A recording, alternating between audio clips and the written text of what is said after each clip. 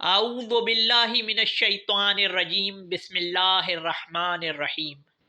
تمام مومنین مومنات مسلمین مسلمات تمام انسانوں سے سلام عرض ہے۔ بعد السلام آپ سب سے گزارش ہے کہ میرے اس چینل کو سبسکرائب کر دیجئے اور ویڈیو پسند آنے کی صورت میں اس کو لائک اور شیئر کرنا نہیں بھولیے گا۔ سامعین گرامی، ہم اپنے ناظرین سامعین کے لیے ایک نئی سیریز رمضان کے توسط سے لائے ہیں، وہ ہے تفسیر قرآن سیریز۔ اس میں ہم قرآن کی ان آیات کی تفسیر بتا رہے ہیں جو کہ کم ہی ذکر کی جاتی ہیں، اور ان کا شان نزول اور سیاق و سباق ہم جو ہے وہ آپ کے سامنے رکھ رہے ہیں۔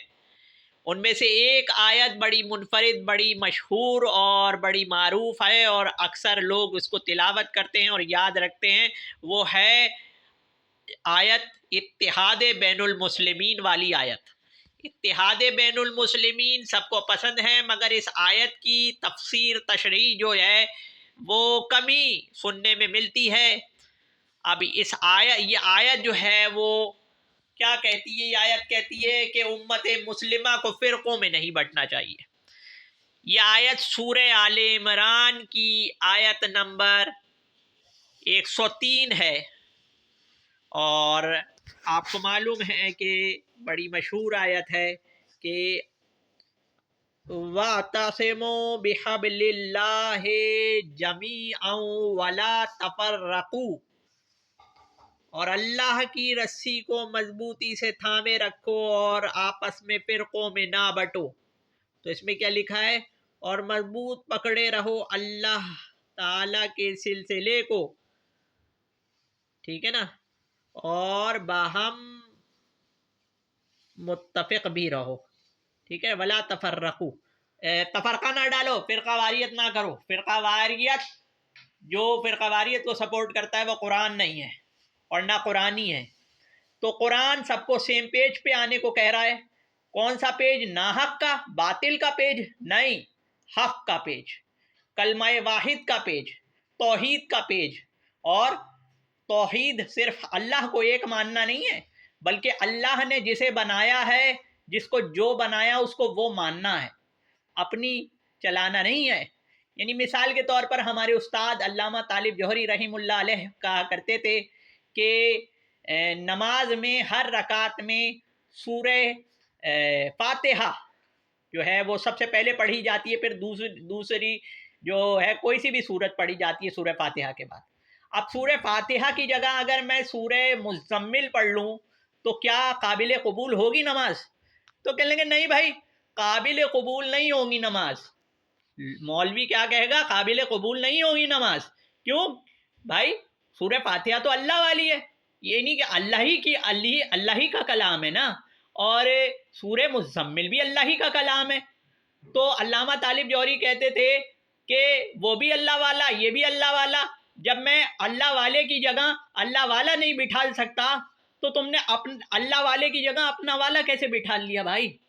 تم نے کیسے حسین کی جگہ یزید کو بٹھا لا؟ ہم حسین اور یزید کی بات کر رہے ہیں، ہم پاکیزگی اور پلید کی بات کر رہے ہیں، ہم بات کر رہے ہیں اس رسی کی، اللہ کی، کہ جس کو اگر تھامے رکھتی امت تو آپس میں فرقوں میں نہ بٹتی۔ آج بھی وہ رسی ہے، آج بھی منتظر ہے، وہ رسی منتظر ہے، وہ رسی انتظار میں ہے کہ اسے تھاما جائے اور خدا سے تعلق پیدا کیا جائے۔ آج ہم آپ کو اس آیت کی تفسیر بتائیں گے، دکھائیں گے ائمہ اہل بیت علیہ الصلوۃ والسلام کی زبانی، وہ بھی اس کتاب سے جو کتاب شیعوں کے رد میں لکھی گئی تھی، یعنی الصواعق المحرقہ ابن حجر مکی کی۔ یہ کتاب ہے الصواعق المحرقہ، ہر مولوی کے پاس ہے، اس کی پسندیدہ کتاب ہے، کیونکہ یہ ہتھیار ہے دوسروں کو کافر ٹھہرانے کا، لہذا تفرقے بازوں کے لیے یہ بہت بہترین نسخہ کیمیا ہے، اور اسی نسخہ کیمیا سے ہم جو ہے وہ تفرقے بازی کو جو ہے وہ ابھی مسمار کریں گے الصواعق المحرقہ میں یہ والی آیت کی تفسیر دکھا کر۔ الصواعق المحرقہ صفحہ نمبر 367 ہے، اور یہ وہی والی آیت ہے وَاعْتَصِمُوا بِحَبْلِ اللَّهِ جَمِيعًا وَلَا تَفَرَّقُوا، اور اللہ کی رسی کو مضبوطی سے تھامے رکھو، تھام لو اور تفرقہ نہ کرو۔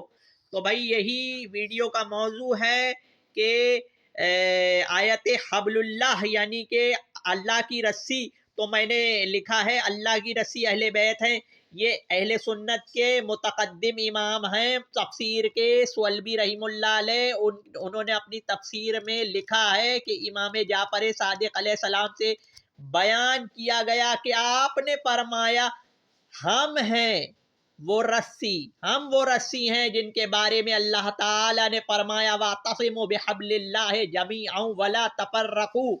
اور آپ کے دادا حضرت زین العابدین علیہ السلام جب اس آیت کی تلاوت کرتے تھے یا ایھا الذین آمنوا اتقوا اللہ وکونوا مع الصادقین، تو لمبی دعا کرتے جو صادقین کے درجے اور درجات عالیہ کی طلب اور مصائب کے بیان، اور ائمہ دین اور شجرہ نبویہ کو چھوڑنے والے بدعتیوں کی ان باتوں پر مشتمل ہوتی۔